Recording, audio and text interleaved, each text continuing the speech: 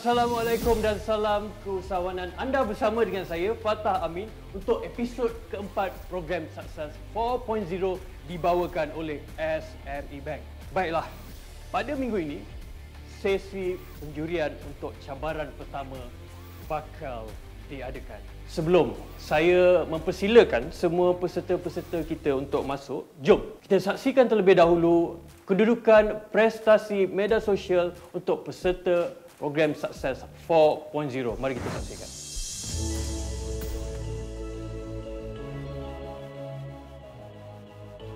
Untuk episod kali ini, peserta akan diberikan masa selama 2 minit untuk membuat pembentangan mengenai bisnes mereka untuk dinilai oleh barisan juri kita. Baiklah, tanpa melengahkan masa, saya menjemput peserta kita yang pertama, iaitu Syuhada Wow Sambal untuk memulakan sesi pembentangan. Persilakan. Saya adalah pengasas kepada jenama sambal goreng daging tumbuk yang pertama di Malaysia, Wow Sambal. Saya akan berikan kepada juri untuk dinilai. Okey, ini adalah harga kos kami, 40% kos pekerja. Gas adalah 24 sen, marketing kos adalah customer dengan harga RM25 dan harga kepada ejen RM20. Itu dia. Wow Sambal. Mungkin kita boleh teruskan untuk komen juri kita yang pertama. Saya nak komen sikit daripada segi logo ni. I think kena improvise sikit. Yang lagi satu saya nak tengok yang tadi jualan you 1000 unit kan? Ya, betul. Kalau 10,000? Sebab dia kalau lagi banyak you punya production, so you punya production cost akan jadi kurang. Betul. So you kena ada preparation benda tu sebab business ni is always grow. So what is about your future? You punya future sales kan? Sure, you berniaga kurang daripada 1 tahun. Ya, betul. Proses mendapatkan halal ni macam mana you boleh dapatkan begitu cepat? Halal kami dah apply dan dalam proses untuk menerima sijil halal tu. Tapi you ada halal di sini. Tapi kita tak ada ISO number. Kita belum letak ISO number. Jadi boleh diletakkan halal? Saya diberitahu boleh. Mungkin saya kena check. Saya kena check. Baiklah, itulah dia sebuah sedikit komen-komen daripada juri kita. Sekarang ini kita ingin menjemput Zaim Bos Miao untuk memulakan sesi pembentangan. Jadi pasaran ini baru saja di Malaysia, belum lagi dikira di pasaran luar negara. Sebab itu, kalau kita lihat pada costing pula, dan costing untuk satu produk lebih kurang dalam RM11. Manakala kita jual ada 2 harga, satu harga ejen, di mana satu harga RM20, satu harga lagi ialah RM29. Kita akan dapat 17%, iaitu RM11,000 lebih untuk untung bersih sebelum cukai. Hello Zaim, apa khabar? Alhamdulillah baik, Malia. Berapa lama dah start bisnes ni? Dah setahun 5 hari. Okey, so memang full time buat ni lah. Memang full time buat ni. Sebelum ni sebenarnya dia bermula sebab COVID juga. Dulu saya memang dah hasilkan benda ni, tapi untuk kegunaan lain. Cita-cita dia ialah untuk supply sebagai bahan bakar. Tetapi apabila pandemik, kita tak boleh nak supply sebab market ialah market overseas. Apa pengajaran yang Bos Miao dapat daripada mentor catatan yang boleh di-apply kepada you punya bisnes? Banyak sebenarnya yang saya belajar. Tetapi yang paling meninggalkan kesan kepada saya ialah macam mana nak kembangkan bisnes. Sebab saya ada bermula dengan satu produk cat litter ni, macam mana saya nak tackle market-market lain bagi nak kembangkan, maksudnya pelbagaikan produk.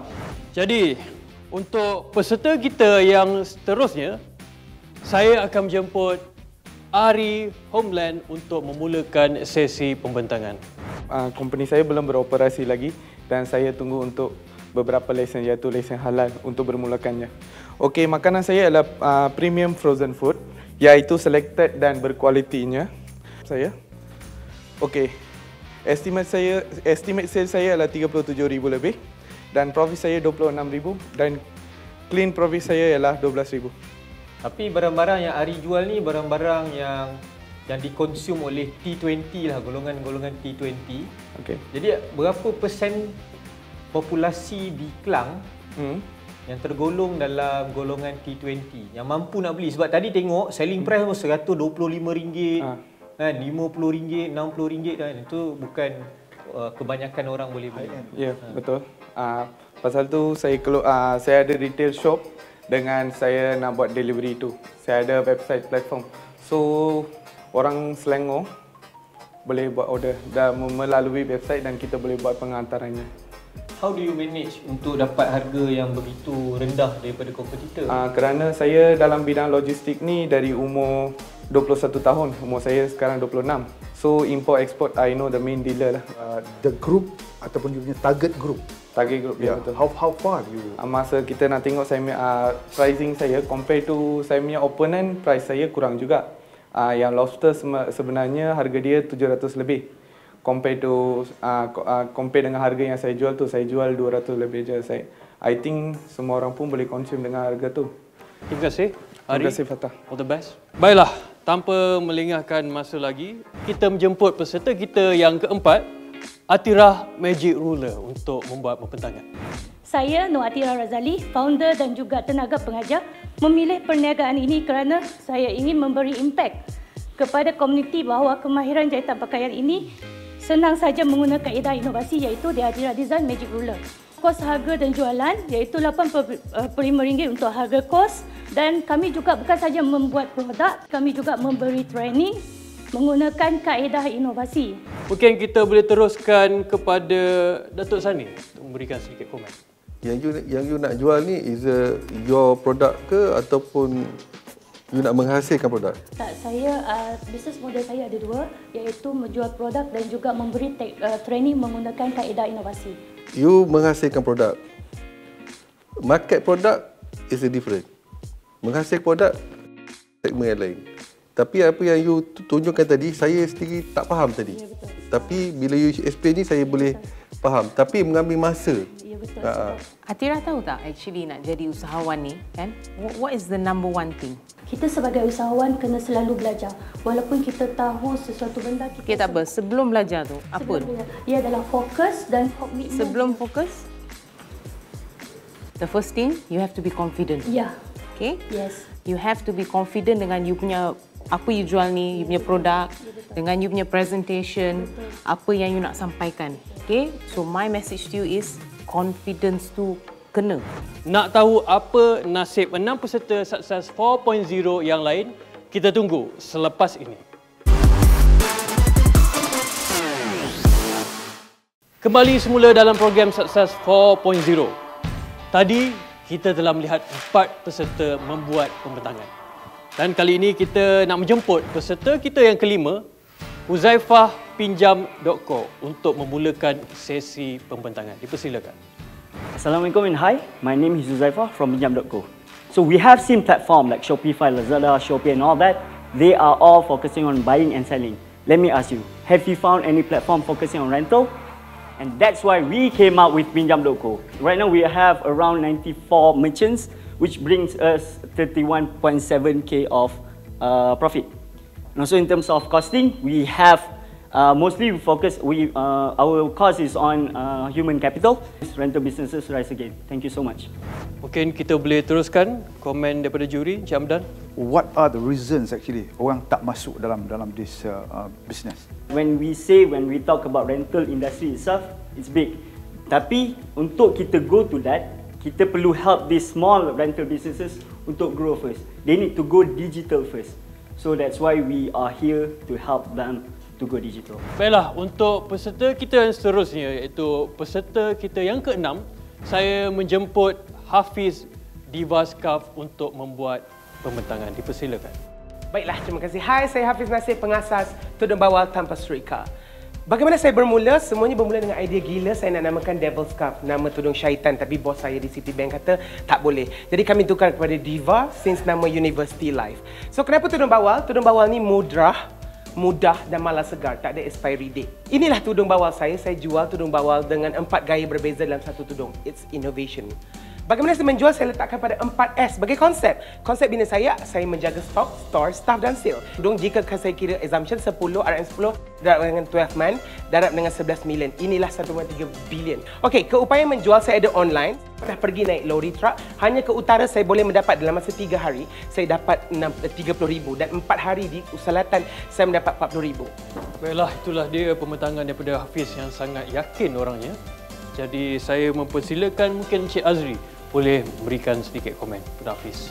Okay, soalan saya, dalam lambakan founder mengeluarkan tudung, macam mana Hafiz distinguish Diva Scarf ni?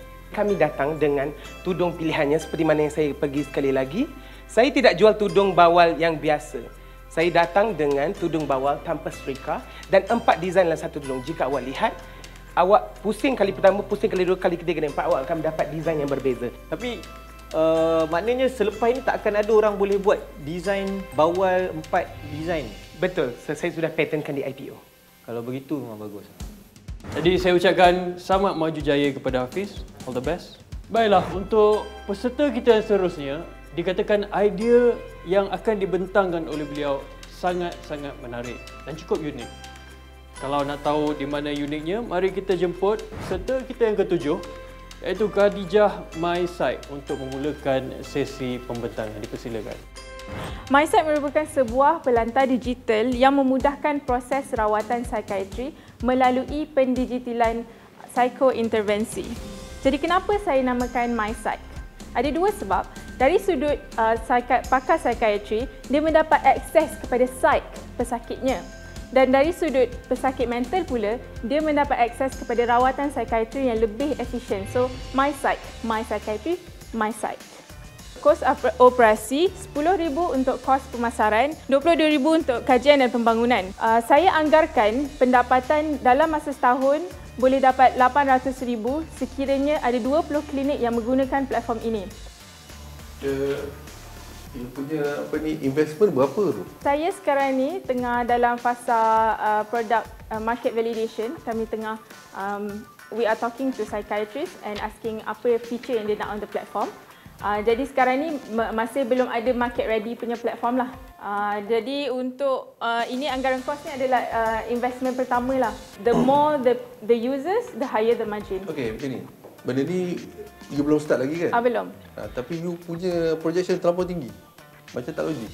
Baiklah, itu dia penjelasan daripada Khadijah dan terima kasih kepada juri-juri. Baiklah, untuk peserta kita yang seterusnya, merupakan antara peserta yang paling muda untuk program Sukses 4.0. Jadi saya jemput Nakib Sagu Hati untuk memulakan sesi pembentangan. Dipersilakan. Nama Nakib Haziq bin Ramlan, pengasas kepada Sagu Hati, Sagu Gula Melaka Berperisa, Real Taste of Heritage, tagline dia.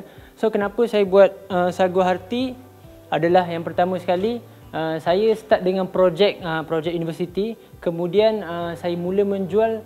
Bila saya nampak ada market dekat MSU tu, ramai orang yang tak tahu lagi kewujudan Sagu Gula Melaka ini dekat dalam Malaysia. Jadi saya ketengahkan produk warisan ini untuk saya bagi tahu, especially young generation, yang kita ada produk sebagus ini. Dan seterusnya saya mula menjual, start dengan 50 cup, 100, sampai paling banyak saya pernah jual sehari sebanyak 400 cup. Dilihat secara dekat. Baiklah, saya mungkin beri ruang kepada Puan Alia untuk memberikan sedikit komen kepada Nakib. Okey, Nakib. So tadi you cakap yang you ada market dekat FB, IG, YouTube, TikTok, betul tak? Betul. Okey, tapi I tengok you punya score for this orang kata Success 4.0 adalah 7.4. Okey, antara one of the lowest. Nakib kata Nakib sebelum ni ada buat marketing, mesti ada experience kan dekat sana. So boleh tak you comment kat I? That's my first question. Kenapa you rasa result you low kat sini? And secondly, you ada cakap yang healthy food. That's your claim cumanya I nampak ni in my mind, first thing yang comes to my mind adalah gula. Kan? Betul tak? Chocolate. Saya punya comment is your claim tu has to be very, orang kata, berasas lah, right? Tapi your sugar ni, per gram ni satu ni? Yang sugar tu tak sure lagi. Tak sure, very important. If you want to go, macam nak think, kita nak think big kan, nak go global. Of course you kena tahu carbohydrate berapa, calories berapa, gram berapa kan? Itu dia pesanan yang sangat-sangat berguna daripada juri kepada Nakib. Kita tinggal 2 peserta saja lagi yang belum membuat pembentangan. Kalau anda nak tahu apakah nasib 2 peserta kita kali ini, kita kembali selepas ini. Kembali semula dalam program Sukses 4.0. Baiklah, untuk peserta kita yang seterusnya, erlinakanas.co untuk melakukan pembentangan. Dipersilakan. Okey, nama Kanas.co inilah berasal daripada inspirasi daripada dua adik-beradik bernama Kayla dan Anas ketika mereka terperangkap di dalam rumah ketika PKP fasa pertama. Jadi kami tahu ibu bapa lain juga mempunyai masalah yang sama kerana anak tiada aktiviti. Di situ disebabkan demand, kami pun meneruskan perniagaan ini untuk menyelesaikan masalah ibu bapa ketika anak terperangkap di rumah. Jadi range produk kami adalah daripada RM69 yang paling murah dan kolam yang terbesar yang kami ada adalah 88 cm berharga RM360. Dan ini adalah profit and loss kami. Kami berjalan dalam masa setahun. Kami adalah daripada RM35,000 ke RM60,000 dan kami membuat solely hanyalah online marketing via Facebook dan Instagram dan kami strong dalam Facebook saja. Mungkin juri kita Encik Azri ingin memberikan sedikit komen. Terus terang saya tak faham. Produk ni produk apa? Produk ni lah barangan kanak-kanak yang kami... Barangan kanak-kanak tu barangan apa? Mainan kanak-kanak yang boleh dimainkan sebab kami keluarkan... You cipta sendiri ke atau you bawa daripada luar? Ini barangan daripada ekspor daripada luar. Negara jiran. So sebenarnya you adalah online store lah. Yang mengeluarkan barang kanak-kanak, contoh macam kolam, tak ada lagi branding yang untuk Malaysian brand. What if saya Google, saya jumpa supplier yang sama, saya jual murah daripada awak? Macam mana? Barang-barang kanak-kanak ni macam ni je lah. Kita kena create trust daripada customer. Kalau diorang dah trust kita, walaupun barang kita mahal daripada orang lain, mereka tetap beli. Saya nak mengucapkan terima kasih kepada Lina dan all the best to you. Terima kasih. Kita sudah sampai ke peserta yang terakhir. Jadi tanpa melengahkan masa, saya ingin menjemput Hazikah Kapsul Studio untuk membuat pembentangan. Dipersilakan. Hari ini saya nak share macam mana dokumentari boleh bantu peniaga mikro sustain the business. Masalah peniaga mikro 33,000 orang ni satu je. Produk best tapi orang tak kenal produk sebab tak cukup bajet untuk buat marketing. And I'm like, Doku sebagai marketing tool, why not? Inilah dia, on the way. Saya menggunakan proses restart business mikro yang terkesan akibat pandemik sebagai cara saya buat dokumentari ini. Macam mana nak buat? Saya dengan tim saya set up production house bergerak dalam camper van ataupun mungkin dalam bas Sunny Express. Kita reach out and hype upkan balik bisnes ni dengan menggunakan teknik filmmaking dan investigative journalism. Apa ni Hazikah? So bisnes ni you dah start ke? Dah start. Sebelum ni saya memang seorang penerbit dokumentari. Sekarang ni kita nak raise fund untuk buat next dokumentari lah. Hazikah, Yes, saya. you are charging them, isn't it? No, we are co-creators. So, what happened? We work together and daripada untung bersih yang kita buat ni, there's a possibility untuk kita channelkan balik kepada all these peniaga mikro sebagai co-creators. Hazikah, I mean your presentation ni, I notice you tak ada slide you punya profit and loss or any financial costing and all that. Can I know why? Because I would like to share about why on the way first. And if you'll be interested, let's meet again. But you don't have any orang kata plan for, as you know, kan usahawan ni, we always project for the future kan. So one important element projection ni adalah dollars and cents lah. Fortunately or unfortunately, if I don't plan my numbers, apa orang kata failure to plan is planning to fail. Itulah dia pembentangan terakhir daripada Hazikah dan juga komen-komen daripada para juri. Baiklah, maka lengkaplah 10 peserta yang telah berkongsi idea bisnes mereka di hadapan para juri. Saya mahu menjemput semula iaitu kumpulan Milk Tea yang telah tewas di cabaran bersama mentor Chatime untuk menghadap barisan juri kita. Persilakan. Tapi sebelum tu, mari kita lihat VT ini. Tadi kecoh sikit di mana kumpulan Milk Tea telah menjual minuman yang telah mereka buat. Jadi saya terpaksa pergi panggil customer tu balik dan pulangkan balik duit mereka dan terangkan di mana kita memang tak boleh jual minuman yang tak dapat lagi approval. Selain daripada itu, apa yang kita suruh mereka buat adalah untuk membuat minuman dan bukan untuk menjual minuman tersebut. Jadi mungkin ada komen daripada juri-juri kita tentang cabaran pertama yang telah dilakukan oleh kumpulan Milk Tea. Pertama saya nak tahu dalam your organisation ni siapa leader ni? Saya leader. Siapa yang memberi arahan untuk menjual tu? Sebenarnya bila customer masuk tu, kita ingat itu adalah sebagai salah satu tugasan juga. Maknanya your team tak tahu pun matlamat tugasan. Setuju? Kami ingat bila customer masuk itu adalah a part of the task. Adakah anda debrief dengan jelas untuk tidak menjual? Tidak. Tapi macam mana pula satu grup lagi tidak menjual? Sebab diorang buat selepas kami. Bila kita orang tanya diorang kata diorang pun tak faham. Tapi bila diorang tahu yang kita orang tidak dibenarkan berjual, so diorang dah alert daripada awal. Ada plot twist. Baiklah, itu dia komen daripada para juri kita. Dan terima kasih saya nak ucapkan kepada kumpulan Multi. Semoga selamat maju jaya dan boleh memperbaiki untuk cabaran pada akan datang. Terima kasih. Inilah masa yang kita tunggu-tunggu. Siapakah yang bakal tersingkir? Sekarang ni kita akan tunggu selepas sesi perbincangan juri bersama Master Azril dan juga Mentor Aliza. Walaupun daripada mula ada yang fumble apa semua, tapi I think their ability for position themselves. Jadi kita dah bagi dia social media task tu adalah untuk promote Chatime. Bisnes dia not even a business entity pun. Kalau dibagi peluang, who should be the bottom one? Sebab experience tak ada. I'm easily find in Shopee. If I were her, how I would do it, I would actually tell that my company does events. Selesai sudah perbincangan untuk menentukan nasib peserta-peserta sukses 4.0 bagi pusingan kita yang pertama. Baiklah, keputusan sudah berada di tangan saya.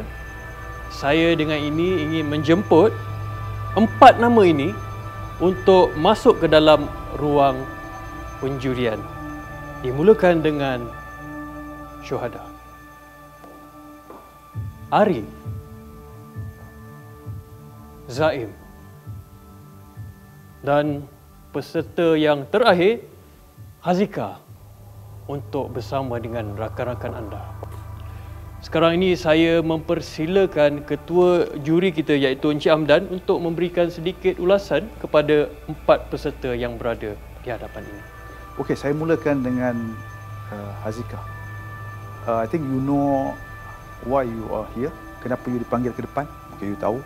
You are the lowest score dalam this media reach dan paling ketara adalah you miss presenting the topic pada hari ini. Zaim, walaupun pakai tengkolok, you fail to project dalam you punya raw material. Price dia sentiasa naik. Something missing dalam you punya presentation. Ari, plug from air, basis tak kuat, no strong justification on the projection. We don't know. Syuhada, you sepatutnya bertanggungjawab kepada kekalahan of your group.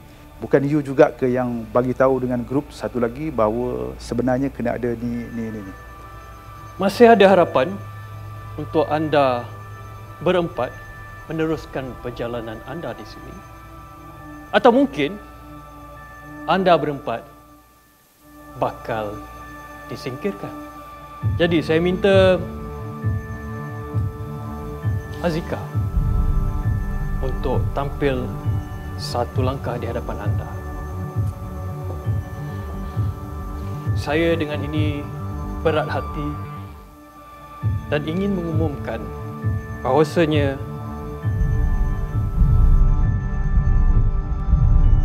anda terselamat dan tiada penyingkiran untuk minggu ini.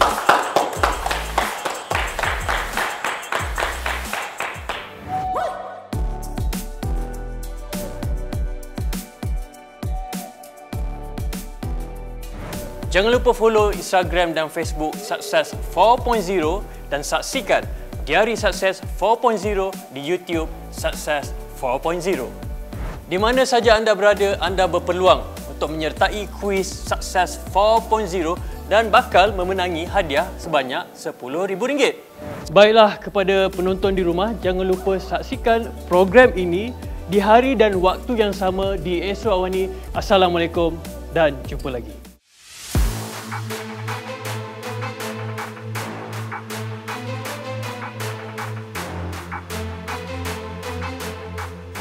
Dan dengan ini saya ingin mengumumkan peserta terbaik untuk pusingan pertama ini jatuh kepada Zaid.